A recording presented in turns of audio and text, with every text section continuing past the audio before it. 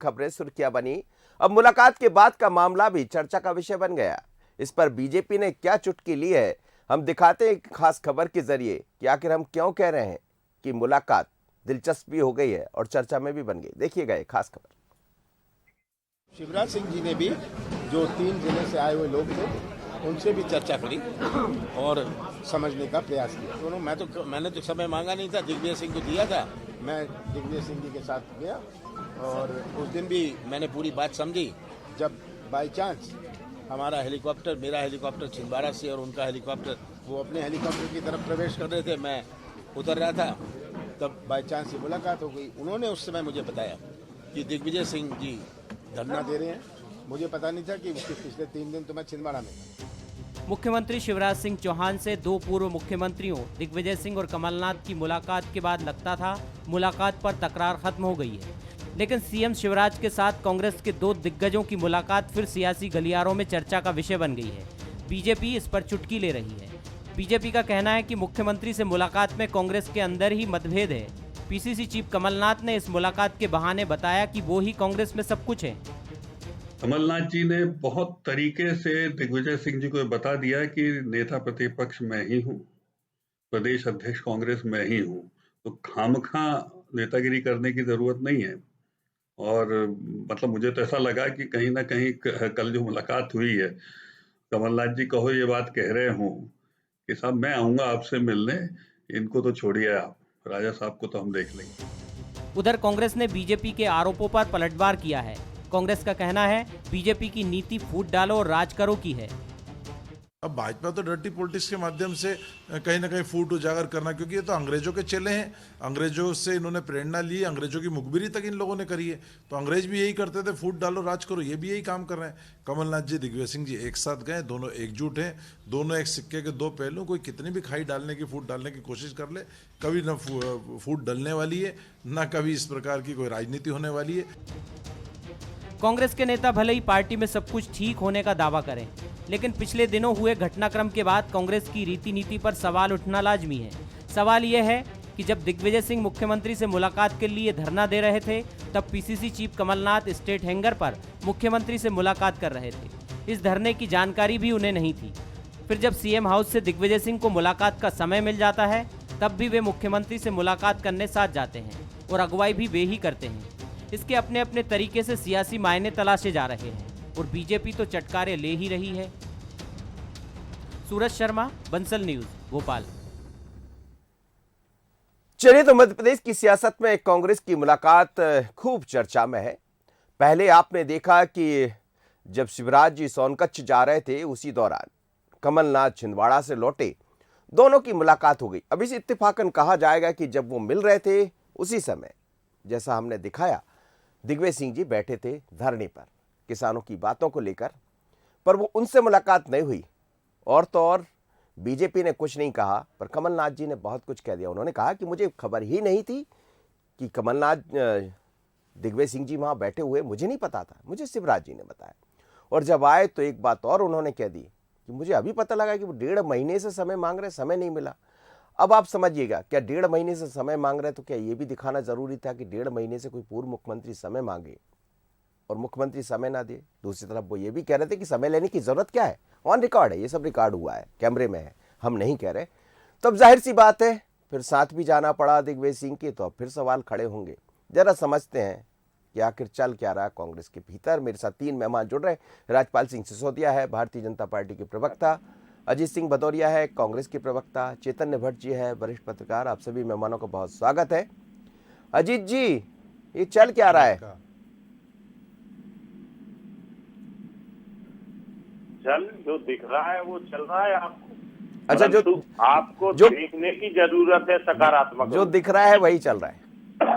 आपको देखने की जरूरत है सकारात्मक रूप से जी, परंतु मैं आपको अपनी नजरों से नहीं दिखाऊंगा, क्योंकि आप भी लोकतंत्र के चौथे प्रहरी हैं और स्वतंत्र हैं जी।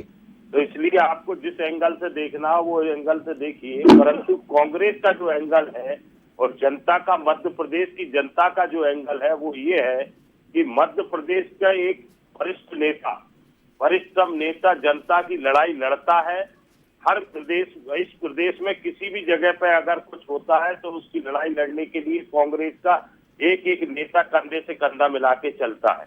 परंतु दुर्भाग्य इस प्रदेश का ये है, जो अपने आप को किसान पुत्र कहता है, जो अपने आप को किसानों का पुजारी कहता है, जो किसानों की आय दुगनी करने के बारे में चर्चा करता है, वो व्यक्ति अगर किसानों के हित के लिए बात करने की कोई वरिष्ठ नेता 10 वर्ष के पूर्व मुख्यमंत्री वर्तमान राज्यसभा सदस्य किसानों के डेलीगेशन के साथ मिलने का 1.5 माह से 45 दिन से समय मांगते हैं, तो इस प्रदेश का मुख्यमंत्री अपनी जिम्मेदारियों से मुंह छुपाने के लिए समय नहीं देता।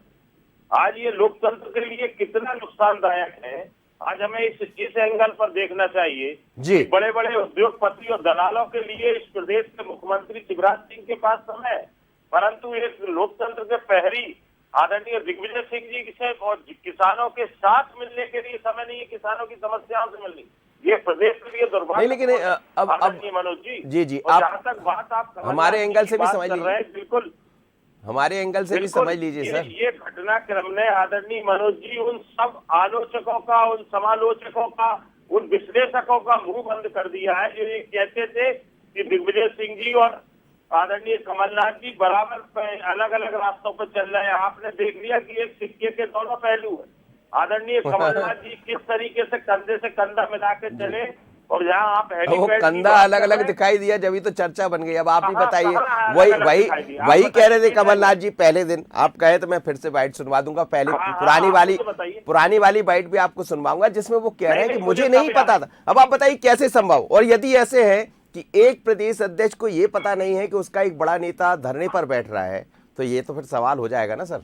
ये हम थोड़ी कह रहे हैं, आपके नेता। मैं अपनी बात कहूँ, मैं अपनी बात आपकी बात का जवाब देता हूँ जी, बहुत कम शब्दों में। जी जी। आदरणीय कमलनाथ जी 2 दिन से अपने लोकसभा क्षेत्र, विधानसभा क्षेत्र के दौरे पे थे।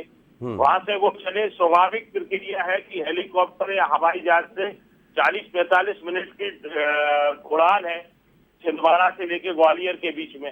उसी बीच घटनाक्रम घटित होता है कि आदरणीय दिग्विजय सिंह जी को जब समय निरस्त कर दिया जाता है, तो उन्होंने कहा कि जो किसान आ गए हैं इतनी सर्दी में मध्य प्रदेश के अलग अलग अंचलों से, उनके साथ में मुख्यमंत्री को सर एक दिन पहले उन्होंने ट्वीट किया, एक दिन पहले अपना बयान दिया दिग्विजय सिंह जी ने कि मैं जा रहा हूं कल, यानी जिस तारीख को उनको बैठना था उस तारीख के एक दिन पहले बाकायदा बयान जारी करते हैं, और वो तमाम मीडिया में दिखाई देता है, सोशल मीडिया पर दिखाई देता है। एक बयान कहीं से भारतीय जनता पार्टी या विपक्ष का आ जाए तो उस पर तो आप लोग जवाब दे देते हैं। आपके ही नेता यदि ऐसा कह रहे थे तो क्या पता नहीं होगा? ये बड़ा आश्चर्य लगता है।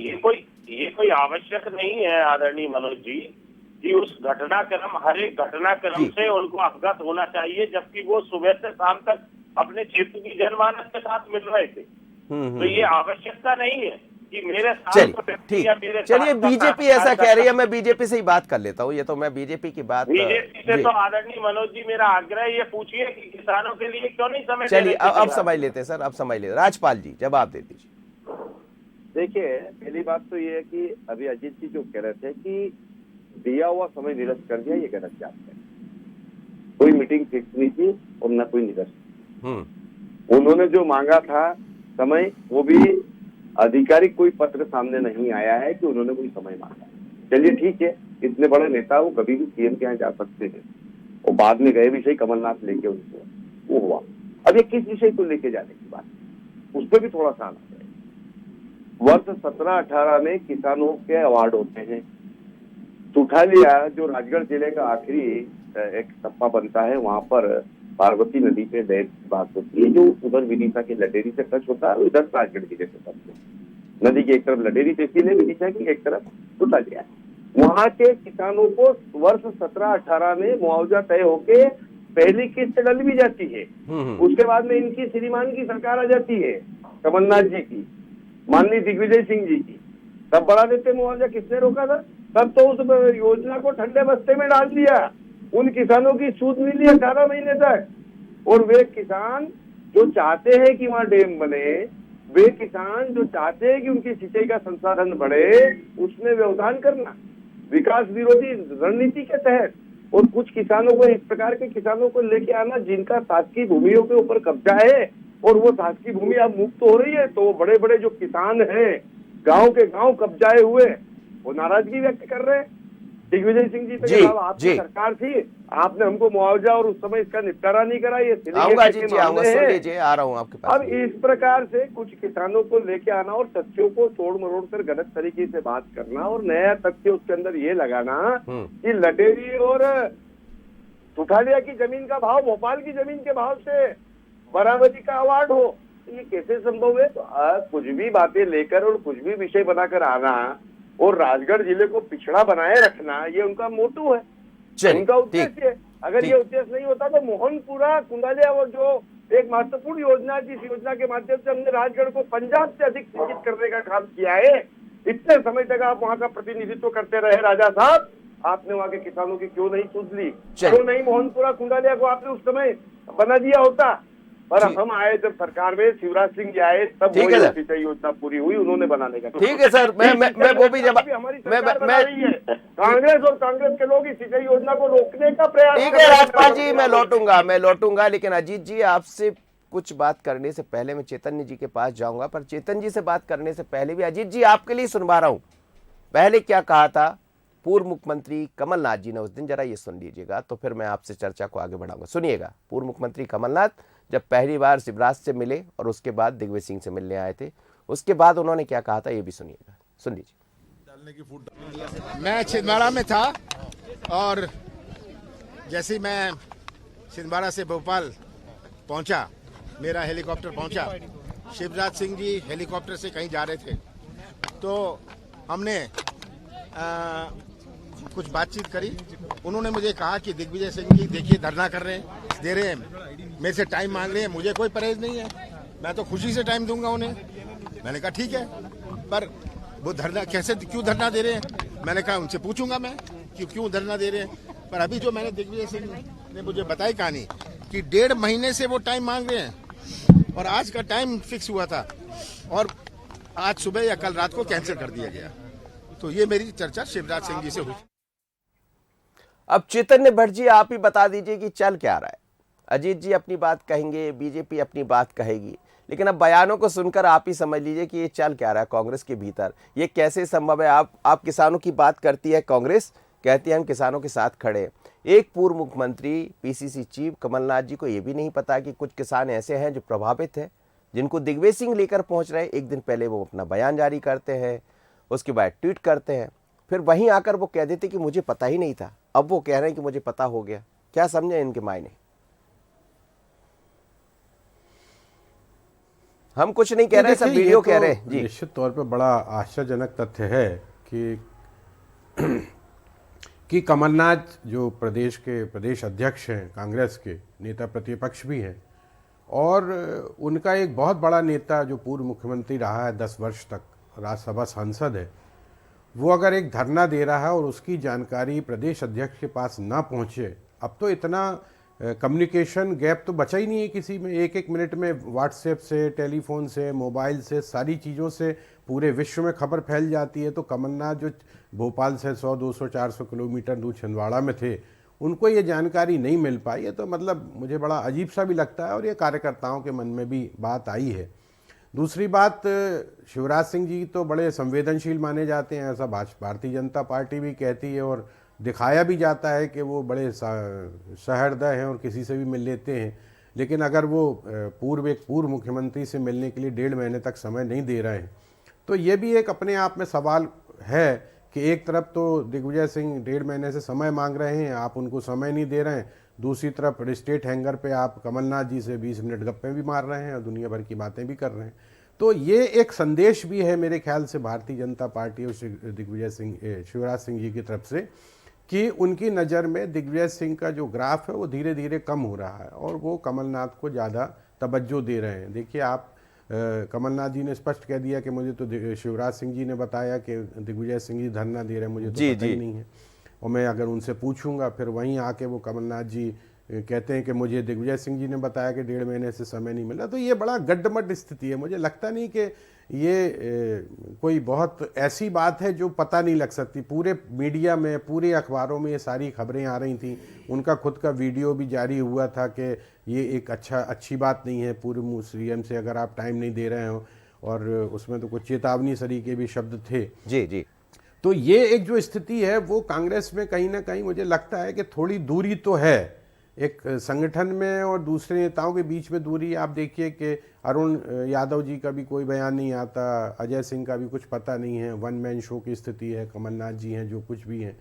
तो उससे आप ये देखिए कि अगले एक डेढ़ साल में चुनाव होने वाले हैं। संगठन को अगर मजबूत करना है तो आपको सारे नेताओं को एक मंच पे लाना पड़ेगा, और ताकि भारतीय जनता पार्टी को चुटकी लेने का मौका ना मिले। वो तो मौका ढूंढती ही रहती है कि कुछ भी हो और हम उसमें मौका ढूंढ लें। तो अगर इस तरह की स्थितियां बनेंगी तो उसको तो आनंद आएगा ही। जी अजीत जी, स्वाभाविक सी बात है।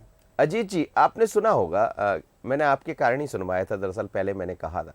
अब सवाल यह है कि आप लोग को 2023 की तरफ आप बढ़ रहे हैं, तैयारियां चल रही है, पर ये जो स्थितियां निर्मित होती है, अब वो कैसे हुई मैं नहीं जानता, ये तो आप ही लोग बेहतर समझे। पर जो वीडियो बयां कर रहे हैं, हम थोड़ी कुछ कह रहे हैं, वो तो वीडियो सब कुछ कह रहे हैं, उसमें कहने करने की जरूरत नहीं है। और कल आपने उसका पटाक्षेप करने का प्रयास भी किया जब कमलनाथ दिग्विजय सिंह के साथ पहुंचे, पर उसमें भी सवाल खड़ा ये हो गया, क्या शिवराज जी विपक्ष के नेता से मिलना चाह रहे थे, दिग्विजय सिंह से नहीं मिलना चाह रहे थे? फिर एक नया सवाल भी सामने आ गया, जवाब दीजिए। देखिए मनोज जी, ये तो शिवराज सिंह जी को सोचना है।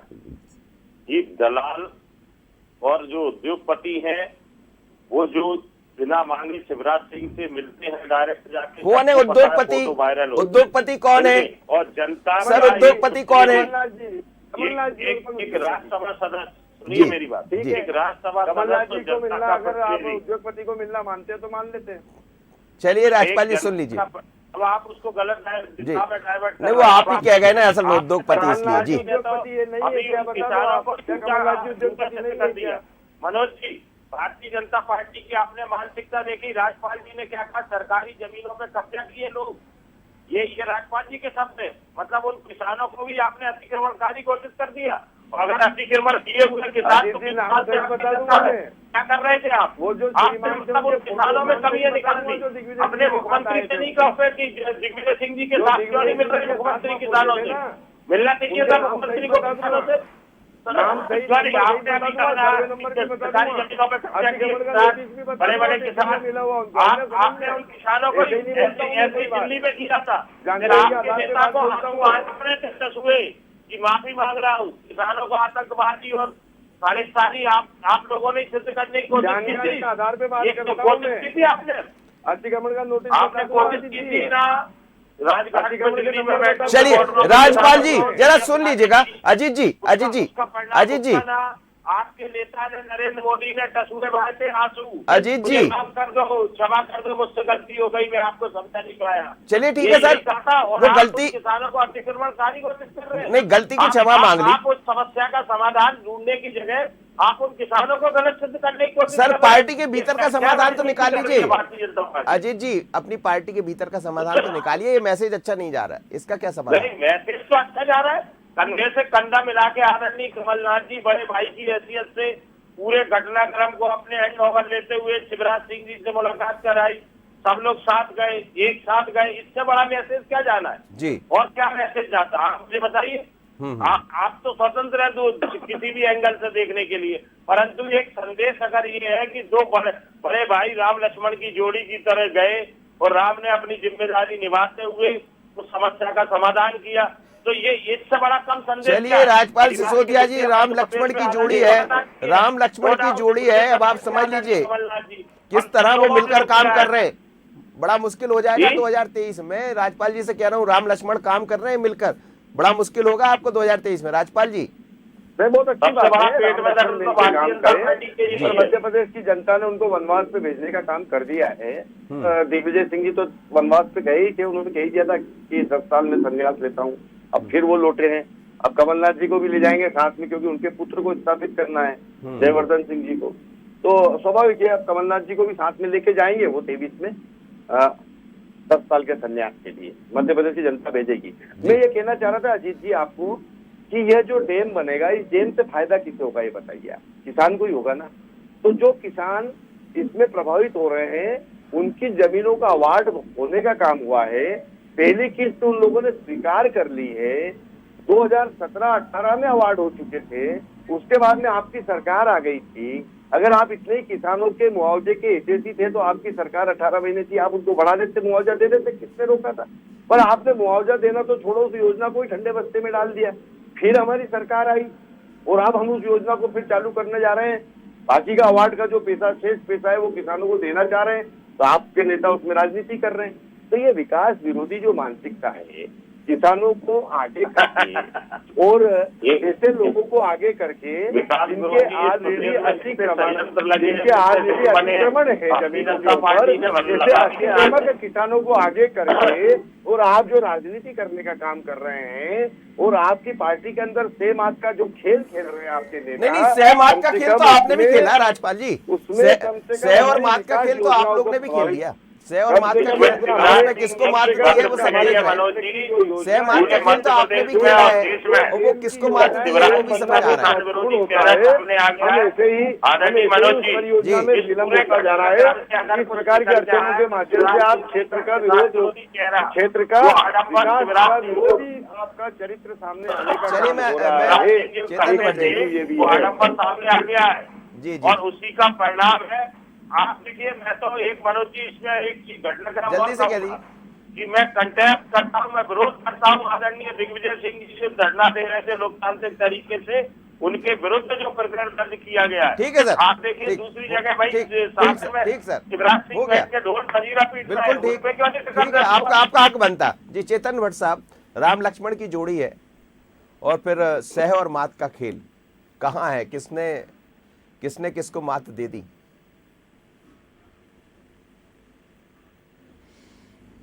नहीं, देखिए मनोज जी, दो बड़े नेता जिस भी प्रदेश में हैं वहाँ पे इस तरह की आपसी रंजिशें चलती रहती हैं।